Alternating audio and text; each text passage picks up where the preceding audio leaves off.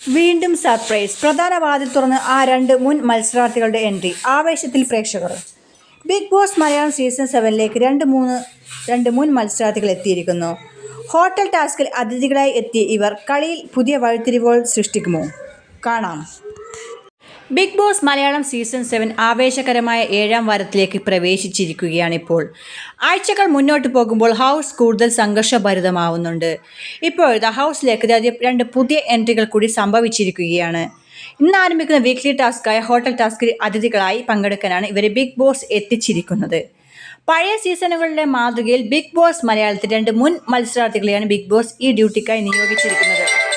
ഷിയാസ് കരീം, ശോഭ വിശ്വനാഥ് എന്നിവരാണ് big boss ഹൗസിലേക്ക് പുതിയതായി എത്തിയിരിക്കുന്നത്.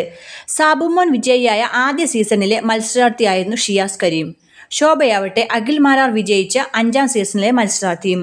ഹോട്ടൽ ടാസ്കിൽ അതിഥികളായി എത്തുന്നവരെ സന്തോഷിപ്പിക്കുകയാണ് ഹോട്ടൽ നടത്തിപ്പുകാരായ നിലവിലെ മത്സരാർത്ഥികളുടെ കർത്തവ്യം. ഹോട്ടലിന്റെ പ്രവർത്തനത്തിലും ജീവനക്കാരുടെ സേവനങ്ങളിലും തൃപ്തരായി അതിഥികൾ നൽകുന്ന കോയിനുകളിലും പാരിതോഷികങ്ങളിലായിരിക്കും മത്സരാർത്ഥികളുടെ കണ്ണ്.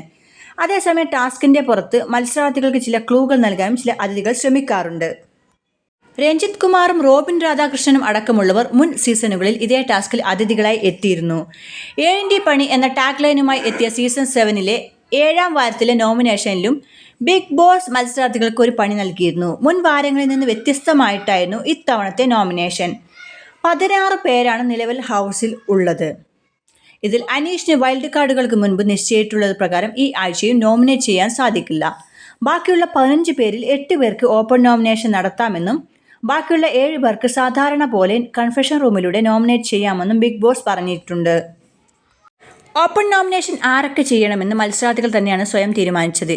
ഇത് പ്രകാരം ഓപ്പൺ നോമിനേഷന് സന്നദ്ധരായത് ജിഷിൻ, ആദില, അക്ബർ, ഷാനവാസ്, നെവിൻ, ബിന്നി, അനുമോൾ, അഭിലാഷ് എന്നിവരായിരുന്നു.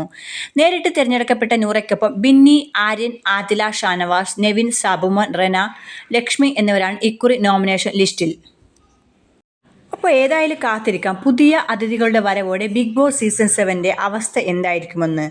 മുന്നോട്ടുള്ള പോക്കുകൾക്കായി നമുക്ക് കാത്തിരിക്കാം, കാതോർത്തിരിക്കാം.